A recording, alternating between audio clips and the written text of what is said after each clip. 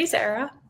Hello, ladies. Wonderful show going on. You are just spiking up my energy. Great job. Good. I'm highly caffeinated, so I would hope hopefully it's exuding. Whatever works. Yep. Yeah, that How's works. it going? It's going well. Hello, everyone. Lovely audience. I've seen so much of interaction, really encouraged, and then love it. Keep on going. Myself, Sarah Mir. I'm a partner solutions architect at AWS, and today I wanted to talk about something interesting. I know you have some sort of heard it, but something new about it. So, shall I, ladies? Let's do Yeah, it. let's get going. So tell us about it. What do Sure. you- Would like to directly address this question kind of hypothetically to my audience. Like, do you want to take your chatbot game to the next level? Well, then I would say buckle up because AWS Generative AI LLM is here to sprinkle some magic into your conversations. Well, I'm pretty sure you all have heard about the term chatbot. Yes, I know. But imagine a chatbot on steroids. Yep. That's what we will be talking about. Oh, I think we're going to see it. yeah. I'm intrigued. Not at first, but I think we're going to get to see it. Oh, yes, absolutely. See it in a very detailed format. So, but first things first, I would like to get some things away, but because I know the topic is about deploying multimodal and multi-RAG powered chatbot using AWS CDK. I know all these big buzzwords, LLMs in there. So I would like to ask our audience, what do they understand by the term RAG? No, not that RAG. Trust me, not that RAG. So you thought you all thought about. This RAG stands and work on three mechanisms, starting with retrieve, analyze, generate. Easy to understand, right? So basically, imagine this RAG technology, which we are trying to embed into these chatbot, is like your chatbot superhero outfit with your superpowers. It helps the chatbot pull up some information, which is the retrieve part, understand it, which is the analyze part, and then spit out some smart responses, which is the generate part. So think of a RAG as a secret sauce that makes your chatbot super awesome. Got it. So how does is RAG something that's like a button you press to add it in? Is RAG line of code that you like pull something from AWS? How do you add RAG to your It's the mechanism. It's certainly the mechanism. You embed it into it. It's already ready to deploy. You just go through this RAG, and then you go through all these open-ended, open search and mechanisms to add through RAG to retrieve information from various search engines. And yeah, it's very easy to deploy, which we will be seeing very shortly. So next thing I would like to also talk about LLMs, because I know I have been getting feedback that the acronyms, right? We all get them, right? So a lot of acronyms. Yep. So I wanted to make it so clear for our lovely audience today. LLMs stands for large language models. So imagine these LLMs like I would say brainiacs of your chatbot world. They are like the big brains behind the chatbot. I know RAG is the mechanism, but the big brains, the nerds of your chatbot, the geniuses, are these LLMs packed with tons of knowledges and language skills. They are the ones who understand what you are saying, process it, and come up with those clever responses for RAG to throw it out there from various different models, language models, let's say. So next time when you hear about RAG and LLMs, just think of them as a dynamic duo. Powering your chatbot's incredible abilities, retrieving, analyzing, generating, and using their big brains to chat with you like a pro. Does that seem? That helps break it down. Oh, yeah. Jillian, I think you're having some big brain thoughts. I'm curious. I mean, like, we're talking about these amazing multimodal chatbots. So how could I not? I think it would be really helpful if you can start to show it to us. And I think that will help people start to understand how this works, how they can start to actually be able to use it in their own application. Sure. Let me quickly talk about, or let's say, you know what? Let's share our screen. Yep. There is my architecture diagram. Okay. So this is what our chatbot would be built upon. Just wanted to give you all a glimpse of the architecture, what is going in the backend. Let me talk about that these are built on our great services you are seeing here. There will be a UI, which you will be seeing soon. And these are fully fledged user interface repository, includes AWS CDK constructs. which to deploy a fully fledged built with React, hosted on Amazon S3, as you see on the screen, protected with Amazon Cognito authentication, of course, and plus it's backed up with some serious text like app sync for real-time interactions with your chatbot. Also designed by the system provided by AWS Cloudscape Design System. So there you have it, and let's dive further into. Oh wait, actually, I've got one question here. If you can go back to the architecture diagram, because I get this question all the time whenever we post any of these CloudFormation templates that allow someone to be able to just deploy something really quickly. Is they say, oh, but wait a minute, I don't use Cognito as my identifier. I am not using DynamoDB. Can I customize it for my own use case? For now, this is the model which is ready to deploy, and it would be so much easier if these services are leveraged because it's pre-built and the user doesn't have to do much. Yeah, so it will be beneficial to leverage these services. This is how quick is it, and which I'm about to show right now as next. Perfect. Yeah. And it totally makes sense, especially if those who've got a brand new use case. I work with startups. So this is the kind of thing like you're a startup and you're starting your own chatbot as a service company. It's like, don't build it from scratch. Like use this instead of. Absolutely. And I'm pretty sure our audience is going to love this idea. How quick and easy and convenient is it? You don't even have to be a coding expert. Anyone can go ahead and deploy it quick within minutes. Trust me. That's exciting. And these are the GitHub links, which will be shared with you all definitely by our experts in the chat. So feel free to leverage them. This is the one, Jillian, I was talking about.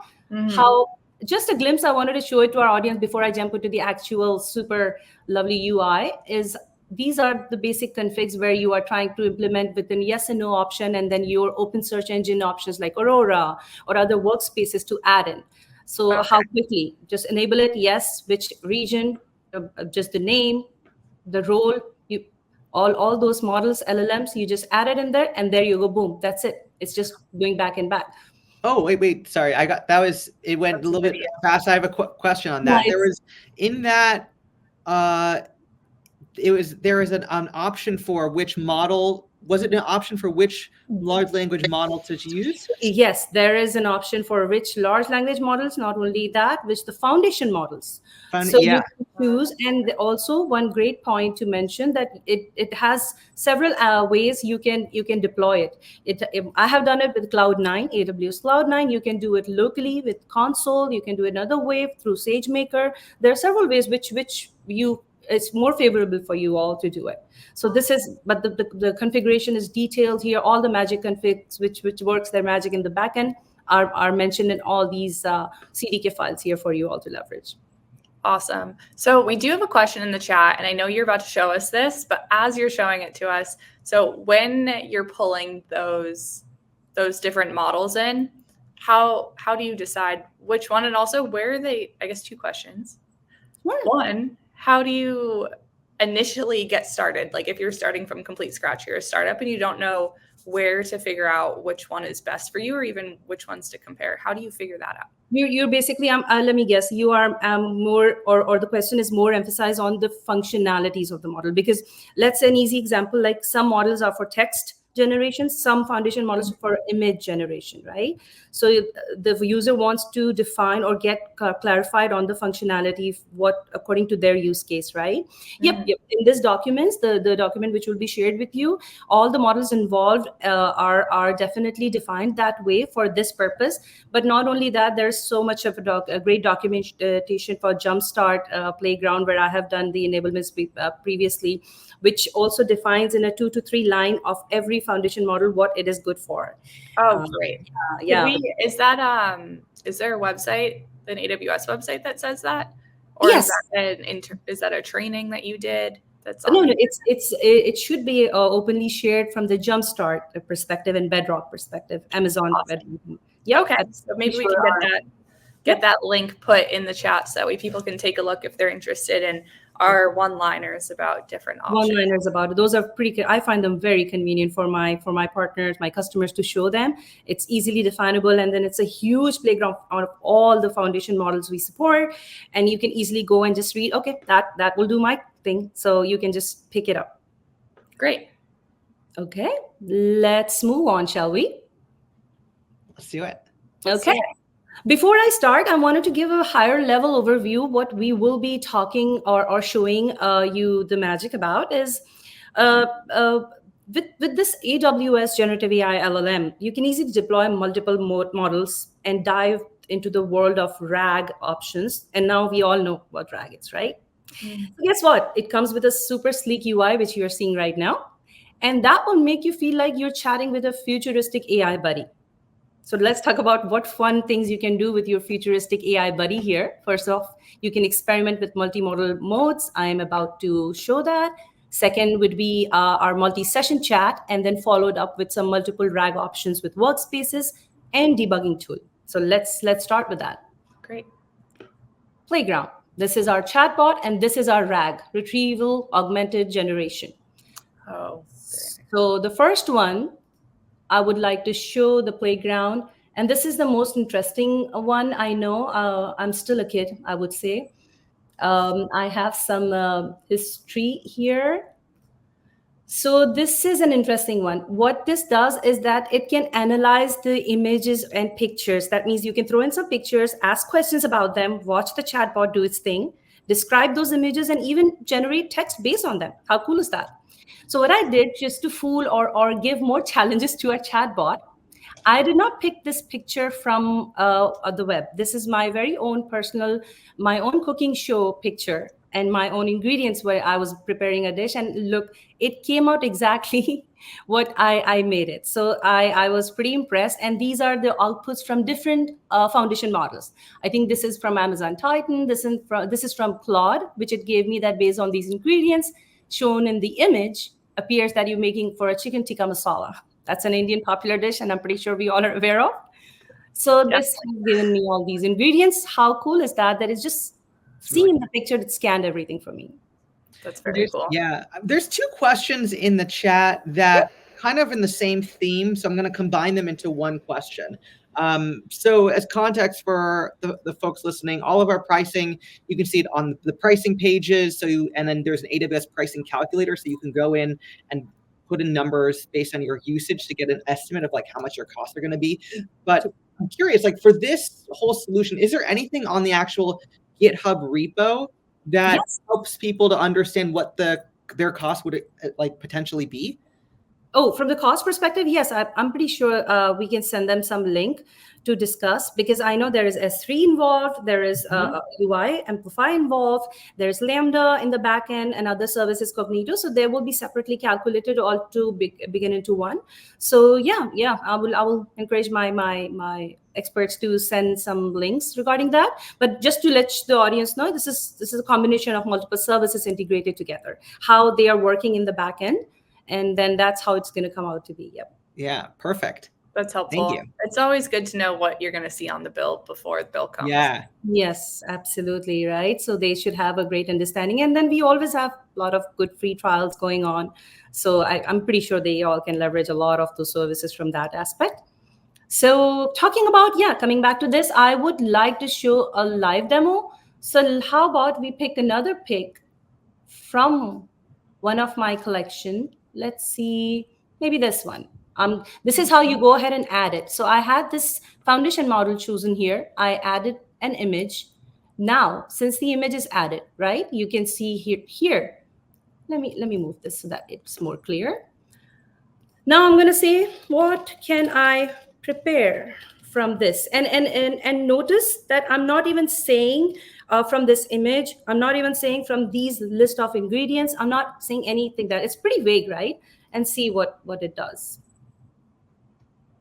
This is also a very personal image, and I know I have given it out. The hint is about the soup, but let's see what our foundation model gives out to be. This is killing me right now. Mm-hmm.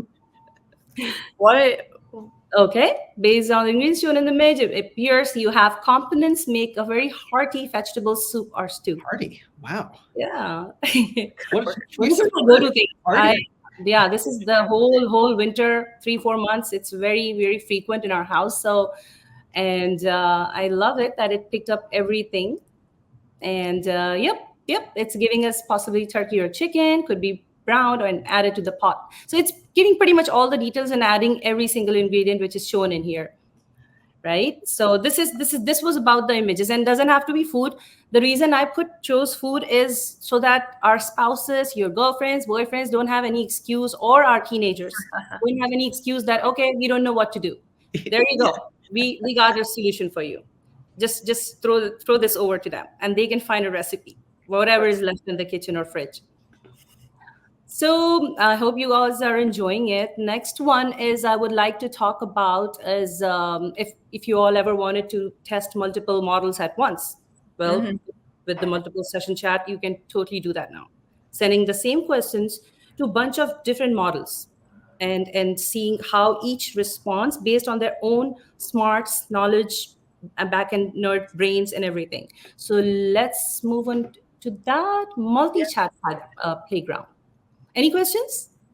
I think we're getting a lot of support and Yes. a little bit of curiosity on how quickly customers are able to adopt this. Is this something that you're seeing customers? That is one thing I can assure 100%. It is so quick, and all the magic config is provided in the CDK and repository. And if someone wants to go and look at the details, it will show what each config does here. So yes, it's fairly quick. Awesome. Let's So see what I'm going to do, let's see. For a fun fact, let's pick Amazon Titan Text Lite here, and I would pick Claude version 2. So for both of these different foundation models, let's see what I can get a help like. Right. Since we are in Gen AI use case for me for financial services industry, generative AI use case. Sorry. Let's see what these both foundation models come out to be. I know Claude is more chatty. And while we're waiting for all that chat, the answer to come out, there was a really good call out in the chat. So the AWS OnAir posted a link to Party Rock. If you haven't checked that out, definitely check it out. It's a really fun way to play around with Gen AI. You can create your app. I have seen my peers doing the Party Rock thing. They have created an app that would advise them better playlist, better movies to watch, and I mean, the sky's the limit there with the Party Rock. It's awesome. It is as quick as this one which we are showing. So coming back, I asked these two models to write me a use case, generative AI perspective from the technology, and the industry should be financial industry. And this is what it is talking about, both of them. I'm afraid I don't have enough context, okay, for full generative AI use case, but it did give out some things here. Automated customer service interaction, which is employee or customer experiences boosting. And here they are spanning up more onto the banking, I think, industry, and they're spreading it out in that way. So this is what you can do, and the limit is endless. I mean, you can even ask from the retail industry perspective, write an advertisement for this a phone charger or something like that, and let's see what these different foundation models simultaneously in real time do that for you, and then you can choose it later on which one is better, right? Oh, awesome. Could you just show the drop down again of all the different options when it comes to the models that you can choose from? Just that way anyone who... Absolutely. Let me do that. Let's go back.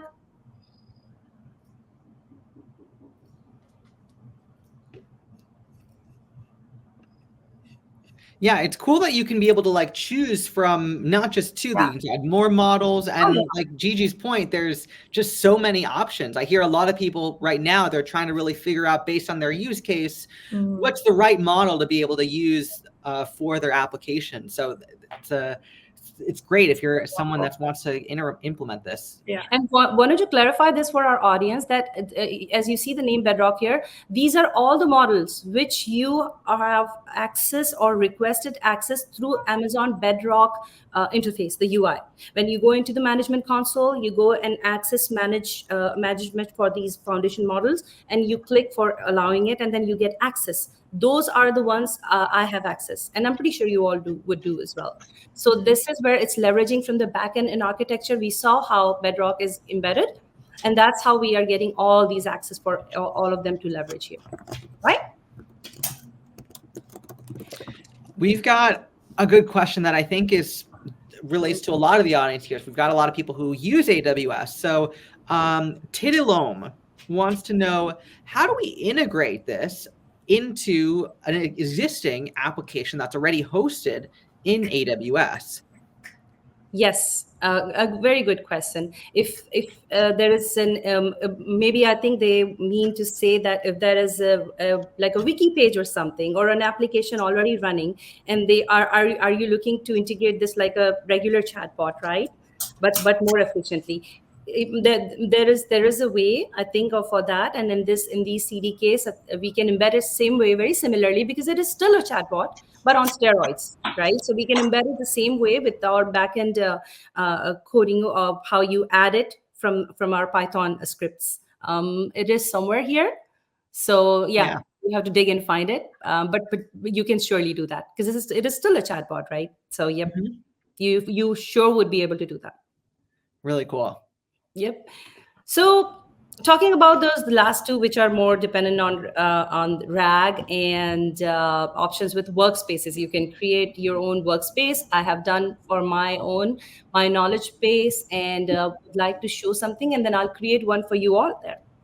So when you create your workspace, these are the aspects or the formats of information you can upload, and then you will let the RAG to analyze it. Which these workspaces, what they do, they can unlock the full potential of RAG options. It is like a playground for your chatbot, where you can test different settings, embedding models, configurations, to see what works best for you, for your scenario, your leadership, your company, whatever you're looking for, or maybe school homework, right? Who knows, right? So these are where I have uploaded a file in a PDF format, text, yes. Me being a quantum physics and a space buff fanatic, I wanted to talk about what are black holes, since if any of us or myself get into a chance to go into the space, outer space, and into a spaceship, we should know what black holes are and try to stay away from them. Very important. Yeah. Got to be prepared. Got to be prepared. So Q&A, what is RAG evaluation? Just for fun, just for mini examples, but this list can go on endlessly. Websites, I put doc.awsamazon.com and RSS feeds. This is, I think, recently added. It was not previously added. So RSS feeds, if anybody's not familiar, this is a formatted text document that contains all important information about your show or something you're trying to host. It's more on the social media aspect. It's hosted on a server, usually has a public URL. So I created my own URL for the fun sake, my analysis. And these creating RSS feeds from social networks is even simpler. Just enter a URL like we did here and what you want to talk about. So I wanted to see the feed back for this Amazon Docs website into my analysis and analyze it later with the RAG, what came out to be more solid and positive and negative tone or connotations. So talking about this, let me show you all, and in fact, not show, let's create a knowledge base for you all, and then we will go back to our semantic search. So how we do it? First, we need to create, no, not adding. I would like to create a workspace. So here is where you go ahead and select these open search engines: Aurora Serverless, Amazon Open Serverless, and of course, Kendra. I haven't chosen it yet. That's why it's not showing active.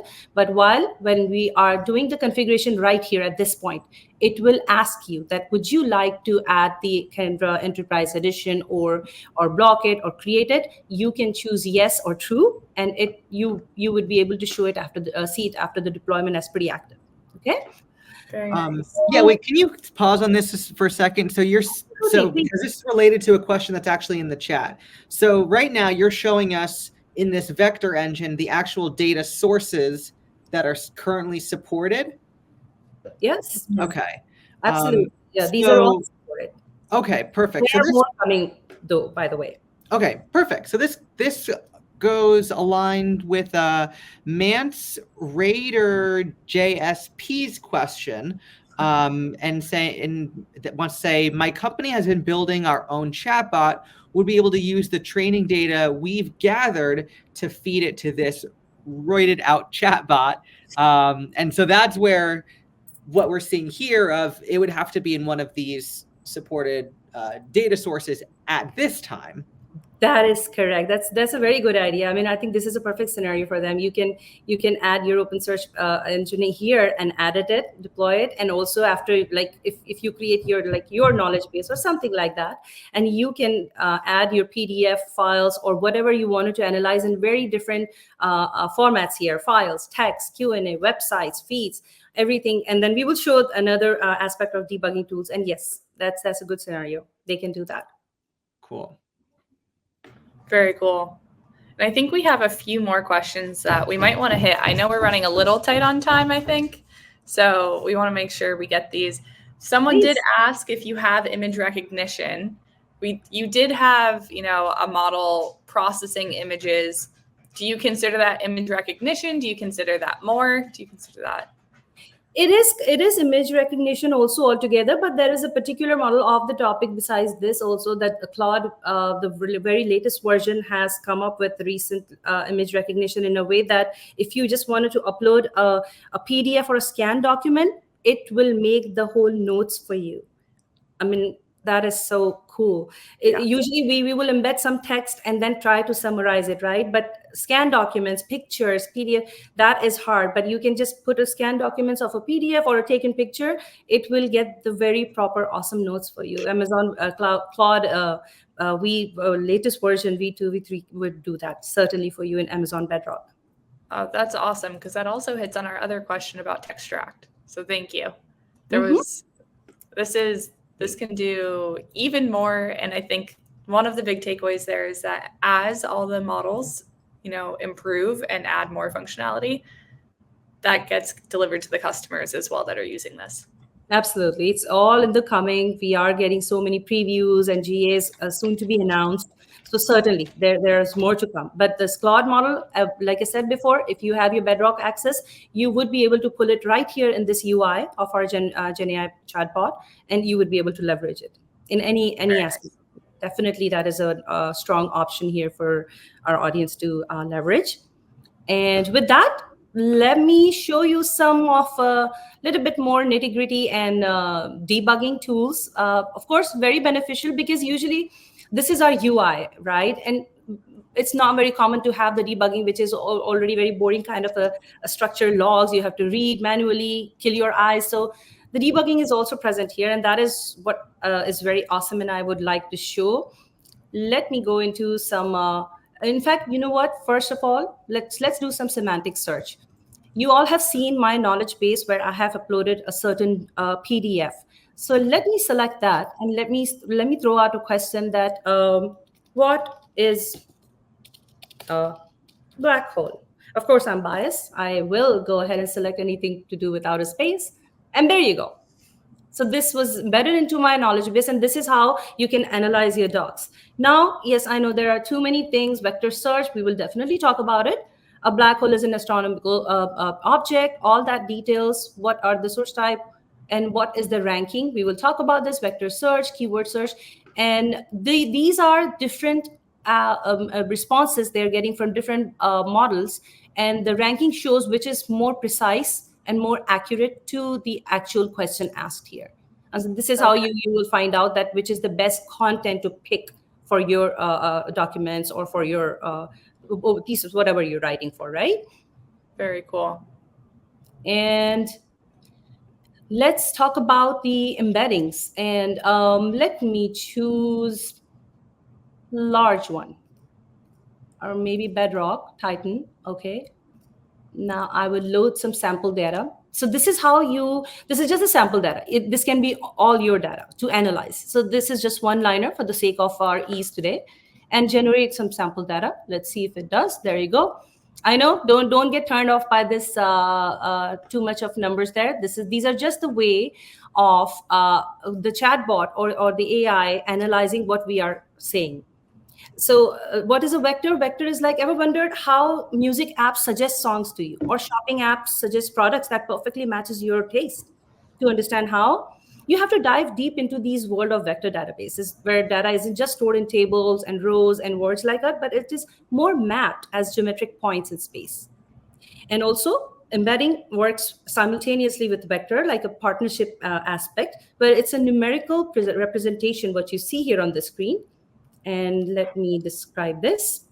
So what you see is on the screen, the essence of the process is to convert an object, what we have sent as a normal human text, such as image or text, yes, into a vector that encapsulates that semantic content somehow while discarding irrelevant detail as much as possible. So an embedding takes a piece of content like a word, sentence, image, and map it into a multi-dimensional vector space, which we see here. So they have certain ratings for it, which we see here: cosine similarity, Euclidean distance, which means it measured the straight line distance between two vectors in a space. I know I'm getting too technical. Sorry about that. Stop me right away, ladies, if it is too boring. No, it's great. People love it. I think our audience is loving it. So by all means. Yeah, well, I'm great then. So I'll keep going on. Yeah. So it ranges from 0 to infinity. So where 0, if you see something starting with 0, it represents identical vectors, which is more of a match. Larger values represent increasingly dissimilar vector. So this is what it is showing us for this sample data, what we have just pulled, and this is the vector value. And then Euclidean distance is what we just described. But there's a cosine distance. This is the similarity measure calculates of the angle between two separate vectors in a space. It ranges from -1 to a 1, a positive 1, where 1 represents identical, 0 represents a little bit orthogonal, just two-way on the graph, and -1 represents completely diametrically opposed. So that means the 0 or less is a better option for it. Simultaneously, they work hand in hand. Here we are seeing these vector values, and here we are seeing embeddings where it's showing the rank. And this is how our numerical values are placed in the backend. Whatever we're saying, this sample data is translated into this form. And I think, yeah, our fanatics for technical aspects, I'm pretty sure they are very well aware of this aspect. So this is another thing you can analyze for your data. If you wanted to analyze a document or compare between multiple PDFs, right? You can throw it in there, upload it, pull up sample data, and analyze it. Which one has great results for your sake? It's so cool. I mean, we're running out of time, but I'm sure a lot of people are going to want to rewatch this, especially this part, because they're like, I want to really understand what's going on. So fortunately, you can watch all the reruns on the AWS OnAir Twitch channel or the AWS Twitch channel. You can go and watch this entire thing and rewind this part. There are other aspects of it. You can do the ranks to see which response has the highest rank rating. I just wanted to quickly throw that out there, but yeah. Awesome. There are some. Thank you so much, Sarah. This was awesome. Yeah, this was really helpful, and I think our audience loved seeing it and loved hearing all the very specific details. It wasn't just an overview. You know, this video can be used as a way to come back. And just to mention, these use cases are endless. And I'm pretty sure if anybody's understanding it well, this can fit into any use cases out there in the industry. So, thank you so much. Thank you. Perfect. Thank you. Bye-bye.